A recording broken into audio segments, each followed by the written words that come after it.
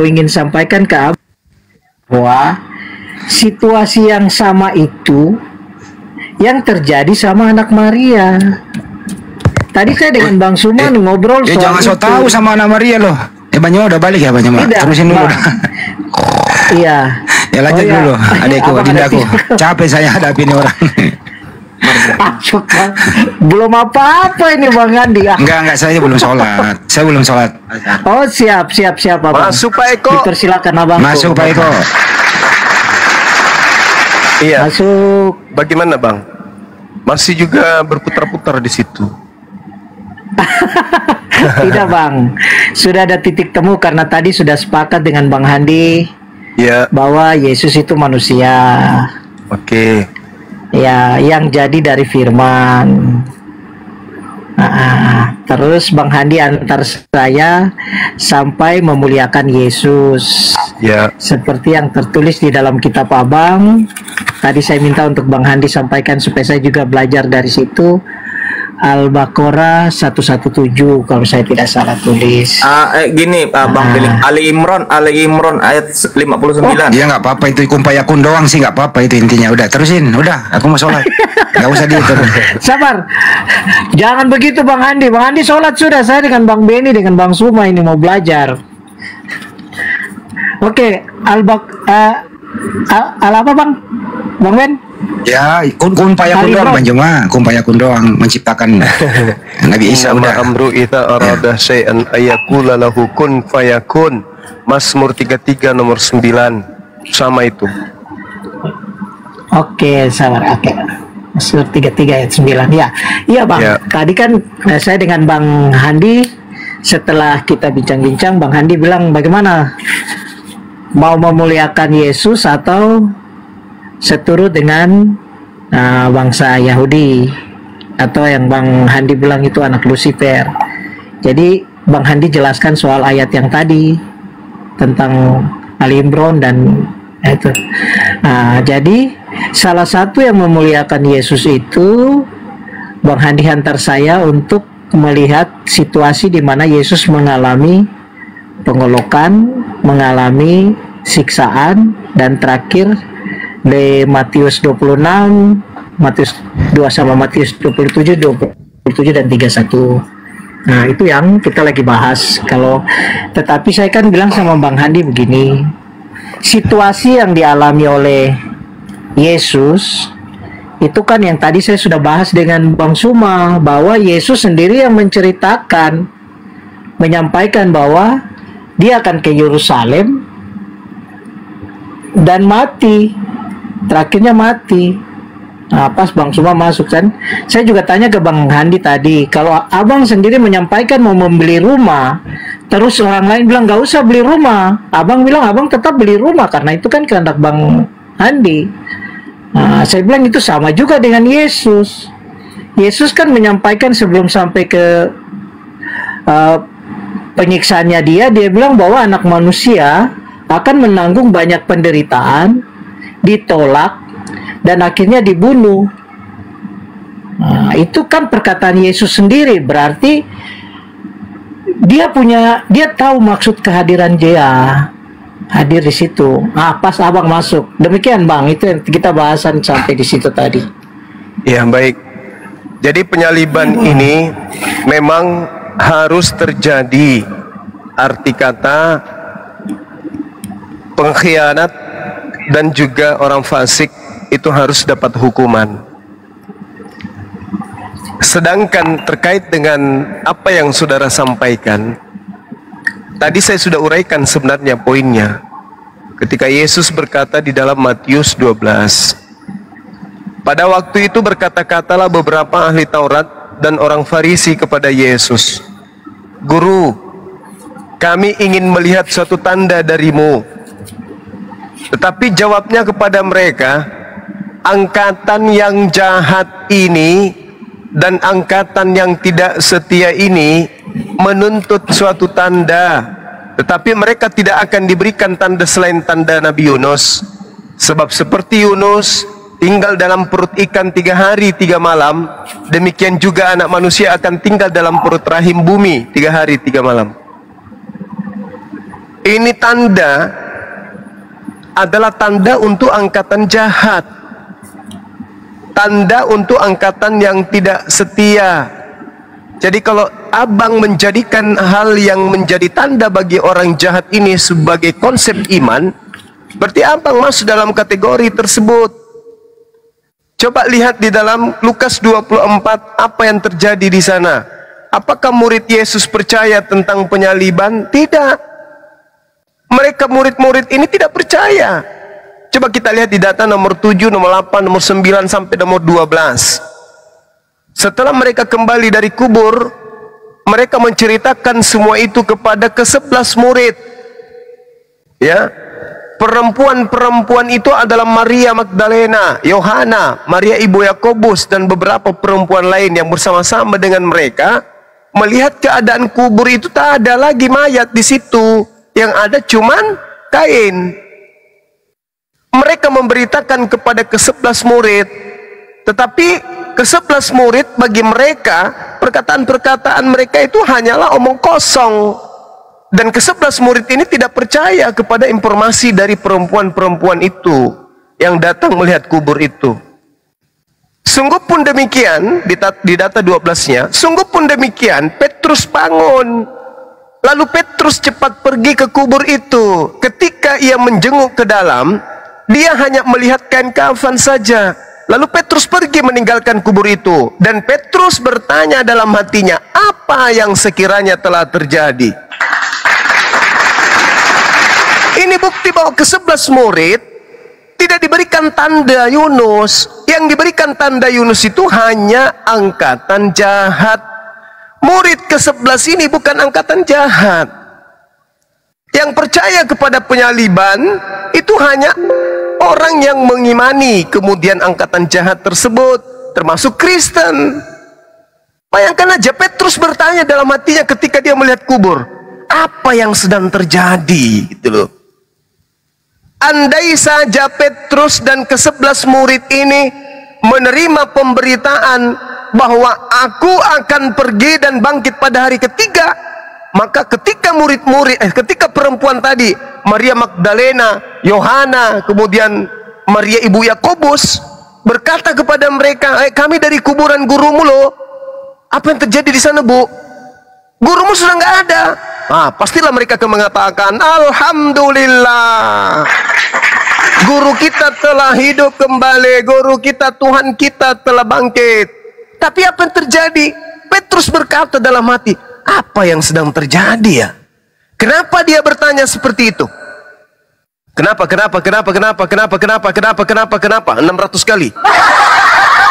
Karena Yesus tidak pernah memberitakan kepada mereka akan bangkit dari kematian. Itu konsep untuk angkatan jahat saja.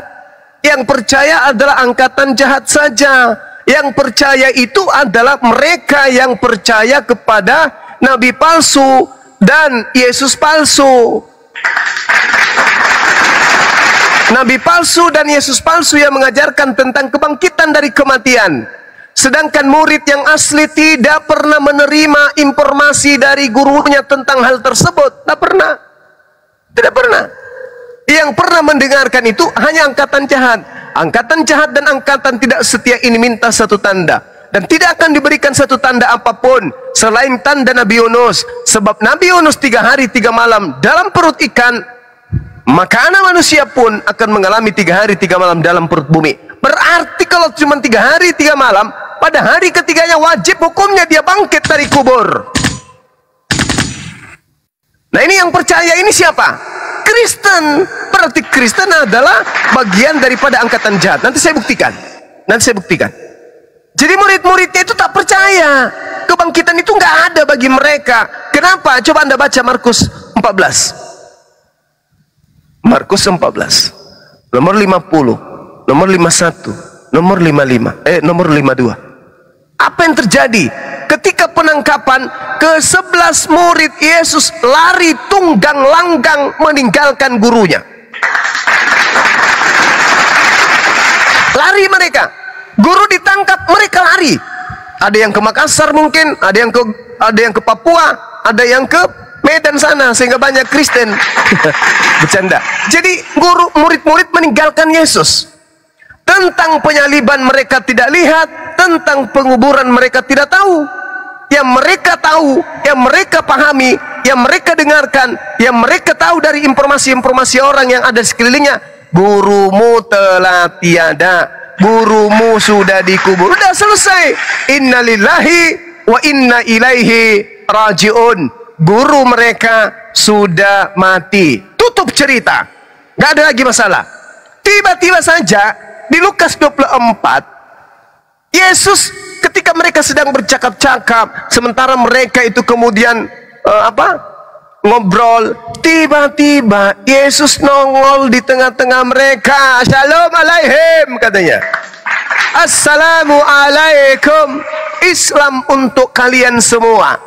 Di mana? Di Lukas 24 nomor 36. Sementara mereka bercakap-cakap tentang hal Yesus, tiba-tiba Yesus nongol di tengah mereka dan berkata, Assalamualaikum. Islam untuk kalian. Mereka terkejut, mereka takut, mereka menyangka bahwa mereka melihat hantu. Ayo. Mereka takut, mereka terkejut, mereka mengira melihat hantu. Kenapa? Karena murid-murid ini, yang asli ini, yang bukan angkatan jahat ini, menerima pembelajaran bahwa dia akan pergi seperti apa yang sudah tertulis, bukan mati bangkit pada hari ketiga. Makanya mereka yang hanya mendengarkan informasi, Yesus gurumu sudah mati, udah, innalillahi wa inna ilaihi rajiun. Ya sudah, kita gimana ini? Kita rancang lagi ke depan, kita lanjutkan nasihat guru kita ajarkan penginjilan kepada yang mau mendengarkan. Ya udah, Yesus sudah nggak ada lagi cerita. Tiba-tiba, Assalamualaikum, Cak Ayu. Murid ketakutan, loh, bukannya guru kita sudah mati, loh, bukannya guru kita sudah dikubur, kok dia nongol di sini? Tiba-tiba muridnya itu kemudian takut, mengira melihat hantu. Akan tetapi Yesus berkata kepada mereka yang sedang ketakutan ini, mengapa kamu terkejut? Apa sebabnya timbul keraguan di dalam hati kalian? Yesus melanjutkan, kenapa kamu terkejut? Kenapa kamu ragu? Akunya ini. Tengok tanganku, lihat kakiku, aku sendirilah ini. Rabalah aku, lihatlah aku. Karena hantu tidak ada dagingnya dan tulangnya pun tak ada. Sementara yang kau tengok sekarang ini, aku punya tangan, aku punya kaki, rabalah aku, akulah gurumu. Aku bukan hantu. Aku bukan hantu. Sambil berkata demikian, Yesus kemudian memamerkan tangan dan kakinya. Untung tidak memperlihatkan bokongnya. Dia perlihatkan kemudian badannya. Nah ini ini tanganku. Yamite limangku, yamite lentekku. Tiro mikade. Ketika mereka belum percaya, belum tahu, belum yakin, belum percaya, dipikirnya ini adalah setan. Maka berkatalah Yesus kepada mereka, kalau kalian masih ragu, kalau kalian masih terkejut, masih ketakutan, mengira aku hantu, adakah di antaramu yang memiliki makanan? Untung nggak ada coto Makassar di situ. Maka kemudian murid memberikan sepotong ikan goreng. Ini guru, makan. Kalau buktikan kalau kau itu bukan hantu, makan coba nih.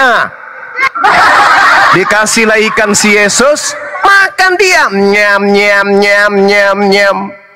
Dia makan ikan goreng itu untuk membuktikan dia bangkit dari kematian, atau dia ingin membuktikan bahwa dia belum mati. Aku bukan hantu loh, aku gurumu loh. Aku gurumu yang kemarin sama-sama kita main kelereng. Akulah itu. Jangan kau pikir aku hantu. Dikasihkan goreng. Minum dia, minum. Ini membuktikan dia Tuhan atau membuktikan dia manusia yang tidak pernah mengalami kematian? Atau dia membuktikan bahwa dia bukan hantu? Dia ingin membuktikan kalau dirinya bukan hantu, ingin membuktikan kalau dirinya tidak mati, ingin membuktikan kalau dirinya itu bukan orang yang sudah mati baru bangkit kemudian. Cuman salahnya bukan ikan goreng dan nasi, ikan goreng dan madu kan tidak eceng gitu loh. Jadi murid-muridnya ketakutan. Kenapa demikian? Karena para murid tidak pernah diajarkan aku akan bangkit pada hari ketiga loh. Buktinya, tak ada satupun murid yang percaya akan kebangkitan. Tak ada satupun. Tak ada satupun murid yang percaya tentang kebangkitan. Tak ada. Makanya tak ada murid yang mengintip di kuburan. Ayo kita kumpul bikin obor yuk. Iya, pakai sarung. Jangan lupa pakai sarung. Banyak nyamuk di situ. Mau ngapain kita? Kita ke kuburan guru kita. Kita tunggu detik-detik dia keluar dari kubur. Ada nggak muridnya yang kayak gitu? Tak ada. Malah setelah murid melihat ada gurunya, setelah mendengarkan simpang siurnya, dia mati, dibunuh, dikubur. Ketakutan dia. Wow, ada hantu makan ikan goreng. Please, tolong. Ah, mana? Ada kayak gitu? Nggak ada. Yang ada, murid-murid tidak percaya. Tapi orang yang memiliki kelompok, yang memiliki kemudian sifat seperti kelompok angkatan jahat, seperti kelompok yang kemudian dikatakan sebagai orang yang tidak setia, percaya akan kebangkitan. Tengoklah itu, orang Roma percaya, orang Yunani percaya, semua mereka ini angkatan jahat. Orang-orang Parisia mengajarkan kebangkitan pada ketika, semua itu adalah angkatan jahat. Mana orang-orang Yahudi? Mana ke-11 muridnya yang punya keturunan kemudian menjadi karistik? Mana 600 kali. Mana? Ke-11 murid Yesus, anak-anak Maria, masih ada anak Maria kemudian. Ada Yakobus, ada Yudas, mana mereka? Mana keturunan Yusuf Arimatea? Mana keturunan daripada Yohanes Nikodemus, Matea dan seterusnya? Mana keturunan mereka? Kenapa yang mengajarkan Kristen justru orang barat? Mana 600 kali. Mana? Mana keturunan ke-11 yang mengajarkan kemudian pergilah ke seluruh dunia, ajarkanlah, beritakanlah Injil? Mana murid-murid itu? Mana kemudian keturunan mereka? Apa nama agamanya? Tak ada. Yang pergi ke seluruh dunia itu orang Roma, orang Jerman, orang Belanda. Apa hubungannya dengan Yesus? Tak ada hubungannya. Makanya saya katakan kepada saudara, penyaliban yang Anda gaungkan itu adalah tanda angkatan jahat. Untuk mereka yang jahat, untuk mereka yang tidak setia, silakan makan dan cicipi penyaliban itu. Tapi ingat, Anda masuk dalam golongan angkatan jahat. Sedikit lagi, Bung, Anda tanggapi sebentar. Ketika Yesus mengatakan bahwasanya tanda Yunus hanya diberikan kepada angkatan jahat, apakah itu hanya sebuah perkataan tanpa keadaan yang terjadi? Hanya omong kosong aja. Angkatan jahat ini akan diberikan tanda Yunus. Apakah itu hanya omong kosong? Tidak. Tidak sama sekali. Angkatan jahat betul-betul jahat. Angkatan jahat betul-betul seangkatan dengan Yesus. Angkatan jahat betul-betul mempraktekkan kejahatannya. Mari kita lihat.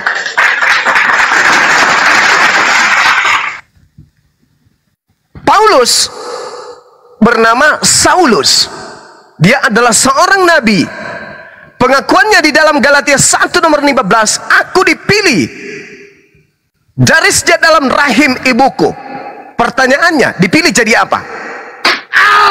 Sedangkan di dalam Mazmur 58 nomor 3 nomor 4, Tuhan memilih para penjahat, orang-orang jahat, para penyesat sejak dalam rahim ibunya. Jadi Tuhan memilih berdasarkan kitab Mazmur penyesat dari sejak dalam rahim ibu. Paulus mengaku dipilih dari sejak dalam rahim ibu. Pertanyaannya, Paulus dipilih sebagai apa? Kalau dia dipilih sebagai rasul, maka sudah pasti dia akan mengawali karirnya dengan mendampingi Yesus melakukan penginjilan. Tapi faktanya, dia justru menggenapi angkatan jahat yang diajarkan kemudian oleh Yesus sebagai tanda angkatan jahat, sebagai tanda kepada orang-orang yang tidak setia. Kita lihat Matius 12 yang tadi 38 sampai nomor 40. Seperti Yunus tinggal dalam perut ikan 3 hari 3 malam, demikian juga anak manusia akan tinggal dalam rahim bumi 3 hari 3 malam. Dilanjutkan kemudian oleh Yesus, apabila roh jahat keluar dari manusia. Ini nunjuk kepada seseorang nih. Karena dikatakan di akhir pernyataan Yesus di Matius 12:45, demikian juga akan berlaku atas angkatan jahat ini. Berarti Yesus sedang berbicara tentang oknum, yang mana oknum itu seangkatan dengan Yesus, seangkatan dengan angkatan jahat yang tadi. Apabila roh jahat keluar dari manusia, artinya ada manusia yang tadinya penuh roh jahat, membunuh, menganiaya, menzalimi, memenjarakan, mensesah kemudian murid-murid Yesus, lalu kemudian bertaubat, roh jahatnya keluar. Apabila roh jahat keluar dari manusia tersebut, roh jahat itu mengembara ke tempat-tempat yang tandus mencari penghentian. Tetapi roh jahat itu tidak mendapatkannya. Karena dia tidak mendapatkan kemudian orang yang cocok sebagai penjahat, sebagai antikristus, maka roh jahat itu kembali kepada orang tadi yang tadinya mengaku bertaubat. Lalu roh jahat ini berkata, aku akan kembali ke orang yang kutinggalkan itu. Maka pergilah ia dan mendapati orang itu bersih, tersapu dan rapi teratur. Artinya si oknum ini sudah bertobat, tersapu dan rapi teratur. Lalu si roh jahat ini keluar kembali, dan si roh jahat ini mengajak 7 roh lain yang jauh lebih jahat. 7 roh yang jauh lebih jahat daripada roh yang tadi. Dan mereka 8 roh jahat ini masuk dan berdiam diri pada orang tersebut. Kata Yesus, maka akhirnya keadaan orang yang tadinya bertaubat menjadi jauh lebih buruk daripada keadaannya semula. Ketika kemudian tadi bertaubat, lalu dimasukkan, lalu masuk kembali 8 roh jahat ke dalam tubuhnya, maka oknum ini kemudian melakukan aksi pembangkangan terhadap perintah Tuhan. Kata Yesus, demikian juga akan berlaku atas angkatan jahat ini. Roh jahat bekerja pada dirinya, 8 roh jahat masuk ke dalam dirinya. Ini antikristus ini, yang ke padang gurun bertemu dengan suara, akulah Yesus yang kau aniaya. Kata Yesus, apabila roh jahat itu keluar ke padang yang tandus. Paulus mengaku jalan ke Damsyik, padang yang tandus, padang gurun. Di sana kemudian tiba-tiba dia mendengar, akulah Yesus yang kau aniaya. Siapakah engkau Tuhan? Nah, ini si roh jahat ini sudah dipengaruhi oleh roh jahat dalam tubuhnya nih. Dia nggak tahu itu Tuhan atau apa. Tiba-tiba, siapakah engkau Tuhan? Nah, kebetulan roh itu kemudian menjawab, akulah Yesus yang kau aniaya, Cak Ayu. Mampus. Mulai sejak itu kemudian orang yang kerasukan makhluk yang mengaku Yesus ini, wow, gila dia, gila segila-gilanya, gila segila-gilanya. Tuhan jadi manusia, Tuhan begini begono, Tuhan mati tak, dan seterusnya. Aneh gitu loh. Tiba-tiba dia bertobat, dan atas bimbingan 8 roh jahat kemudian mendirikan sekte. Apa nama sekte? Nasorios. Kisah para pewarta, Kisah para Rasul 24 nomor 5. Inilah Paulus, si penyakit sampar yang menyesatkan banyak orang Yahudi. Dia adalah tokoh dari Nasorios. Pengikutnya pertama kali disebut di Antioquia dengan sebutan Karisteng. Ini dia. Setelah itu aksi-aksinya apa?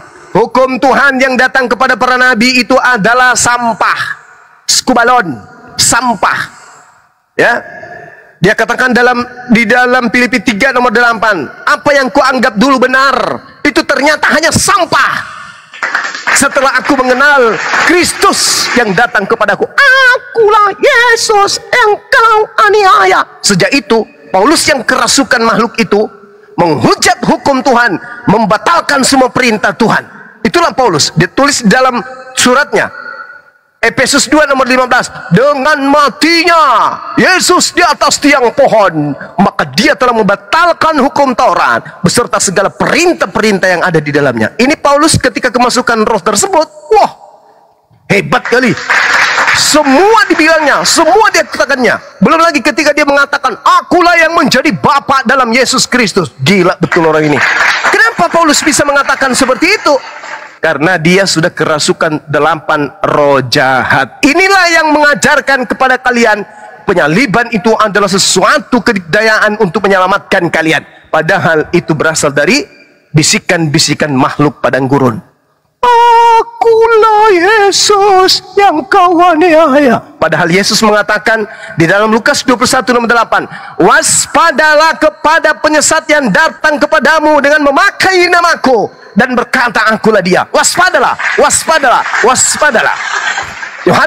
Matius 24:15, apabila sang pembinasa keji berdiri di tempat yang kudus sebagaimana yang dinubuatkan oleh Daniel, maka dia akan berkata, aku bertemu dengan Mesias di padang gurun, aku bertemu dengan Mesias dalam bilik. Apa kata Yesus?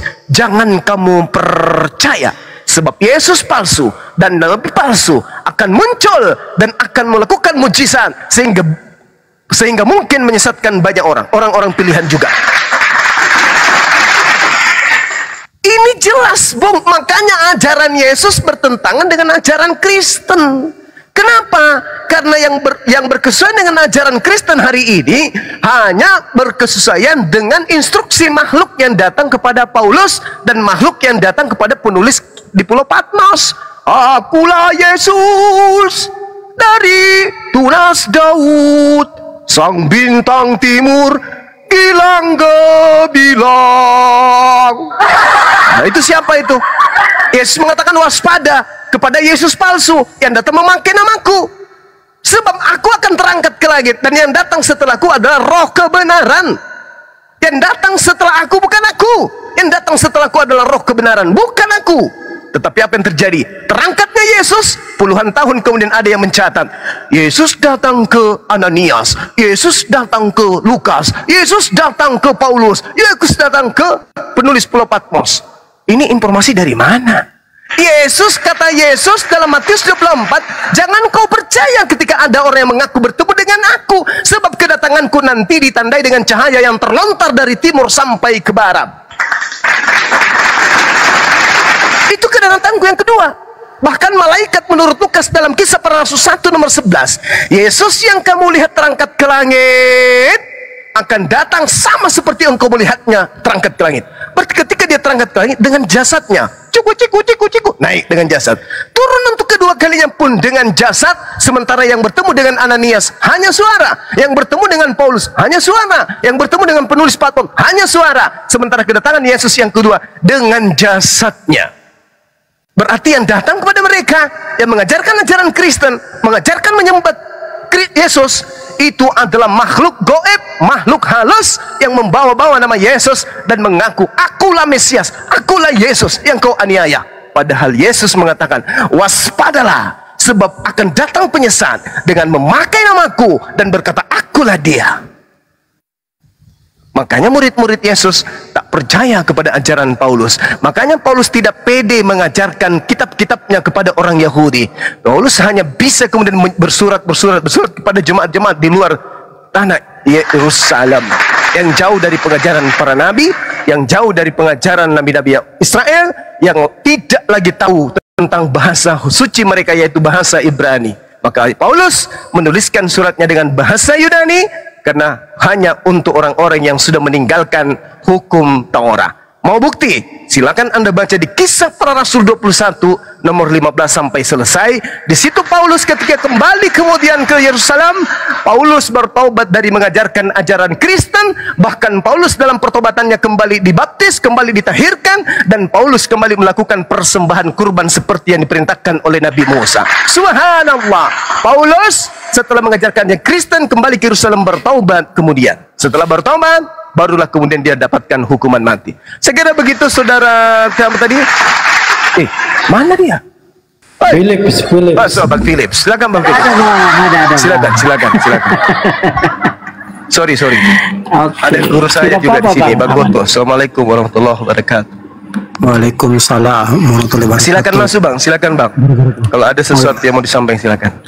Ya, jadi gini, apa yang disampaikan Bang Suma atau gurunda kita ini betul. Kalau kita bicara masalah penyaliban, ya, saya ulangnya dari penyaliban, itu ada 4 bukti bahwa yang disalib itu bukan Isa. Yang pertama itu dari doa Yesus. Tentu kita tahu bersama bahwa doa Yesus itu tidak satu pun yang tidak dikabulkan. Sekarang pertanyaannya, kalau dia disalib berarti doanya tidak dikabulkan. Itu satu. Yang kedua itu bukti karoma. Karoma Yesus, di mana Yesus itu adalah sosok yang sangat sulit dibunuh atau sangat sulit dicelakai. Itu bisa kita lihat di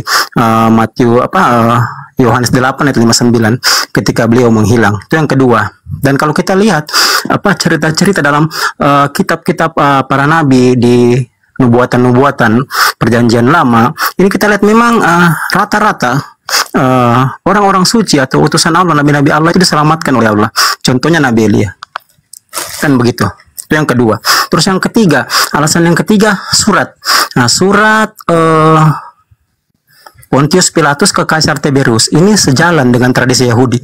Bagaimana Pontius Pilatus tidak mendapati kesalahan kepada Yesus. Nah, sementara tradisi Yahudi itu tidak memperbolehkan menyalibkan orang yang tidak bersalah. Itu yang ketiga. Yang keempat perlu kita ketahui bersama. Yang keempat, kenapa sampai sekarang orang-orang Yahudi itu menganggap Kristen itu agama paganisme? Kenapa? Ini ada dua alasan. Dua alasan kuat. Yang pertama itu adalah tidak adanya nubuatan-nubuatan yang mengarah bahwa seorang yang disalib itu adalah Mesias. Itu satu. Dan kita bisa lihat itu bahan tahannya, ayat palsunya dalam Lukas 24 ayat yang ke-46. Silakan dibaca ya. Itu yang pertama. Alasan kedua, kenapa Yesus orang Kristen dikatakan adalah agama paganisme orang Yahudi? Yang kedua, tidak sesuai dengan ilmu pengetahuan, tidak berbanding lurus. Pertama tadi tidak berbanding lurus dengan dengan nubuatan-nubuatan. Yang kedua tidak berbanding lurus dengan ilmu pengetahuan. Di mana kita ketahui orang-orang Yahudi itu adalah orang yang cerdas, bangsa umat atau umat pilihan Tuhan. Kenapa mereka menolak Kristen? Karena mereka merasa bahwa tidak sesuai dengan ilmu pengetahuan mereka. Dan memang kalau kita uji dari segi ilmu pengetahuan, baik ilmu filsafat seperti ontologi, epistemologi, aksiologi, ini tidak tidak sejalan, tidak berbanding lurus. Yesus dikatakan anak Allah itu. Nah, itu jadi apa yang disampaikan tadi Guru Dasoma itu betul semua. Nah, kenapa Yesus menampakkan diri setelah dikatakan tersalib, bahwa tanda ini adalah tanda untuk angkatan jahat, itu betul semua. Nah, jadi yang perlu kita pahami di sini bahwa cerita Bible itu tidak berbanding lurus dengan nubuatan Tanakh atau kitab Yahudi.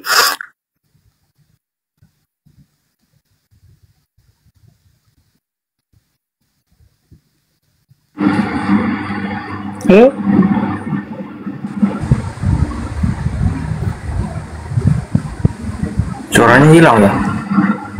Hilang suaranya bang. Mungkin sinyal itu sinyal jelek ini. Tak kirain sinyal saya. Oke, saya bisa kah menanggapi atau jawab pertanyaan tadi dari Bang Zuma? Sekaligus juga ada catatan 4 dari Bang Goto kalau tidak salah ya. Ya, tadi terputus Bang. Maaf, saya selesaikan sedikit dulu ya. Oke, lanjut Bang. Siap Bang. Nah, kalau abang pelajari nubuatan-nubuatan dalam kitab Tanakh, ini tidak satu pun yang mengatakan bahwa yang disalib itu adalah Nabi asli atau Mesias atau Son Allah. Justru yang ada, yang disalib itu menurut nubuatan kitab Tanakh adalah Nabi palsu atau Mesias palsu. Berarti yang dijelaskan tadi Guru Dasoma itu sejalan, berbanding lurus dengan nubuatan-nubuatan kitab Tanakh.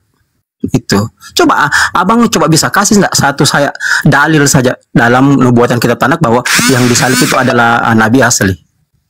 Coba, atau abang buka dulu Lukas 24 ayat 46. Di sini saja sudah menandakan, satu ayat menandakan ini bahwa nubuatan ini sama sekali tidak tertulis, tapi dipaksa ditulis oleh penulis Bible kanonik. Kan begitu. Kita ingat, kita perlu tahu di sini bahwa Bible itu dikanonikan tahun 364 Konsili Laodikia. Sama sekali tidak ada konfirmasi kepada penulis baik penerima wahyu. Kan begitu. Sama Yesus, murid-muridnya, bahkan Paulus sendiri. Jadi terlalu banyak ada ayat-ayat yang dihilangkan, ditambahkan, disisipkan. Itu yang perlu kita pahami bersama. Ya, mungkin itu sedikit dari saya. Jadi dari segi dua segi ini sudah tertolak ini.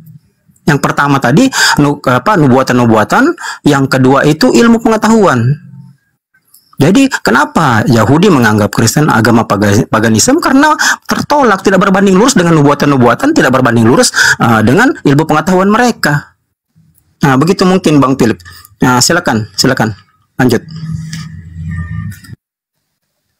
Tadi Oke, Lukas Bang Goto, berapa terima tadi, kasih. Bang? Lukas 24 Lukas atau Lukas 24 ayat 46 kali.